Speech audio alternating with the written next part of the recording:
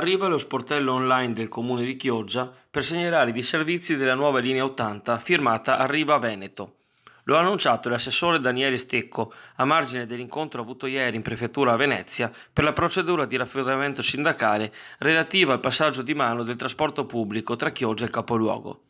Nell'occasione si è parlato soprattutto della soluzione ad alcune priorità cruciali, quali il collegamento diretto per i lavoratori del petrolchimico e di Fincantieri, molto critici, e contenzioni di ordine pubblico. A livello politico eravamo presenti solo noi di Chioggia, dice l'assessore, e certo se fossero stati presenti anche i rappresentanti di Venezia si sarebbe dato un forte messaggio di vicinanza ai cittadini.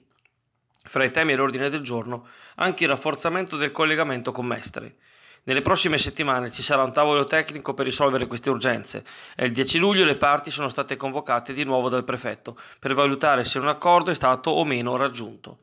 Importante sarà risolvere le questioni aperte prima dell'inizio dell'anno scolastico, a settembre, continua Daniele Stecco. Quanto alla segnalazione dei problemi attraverso il sito chioggia.org, raccogliamo in modo ordinato le istanze e le presentiamo alla città metropolitana, ad Arriva Veneto e se servirà anche al prefetto.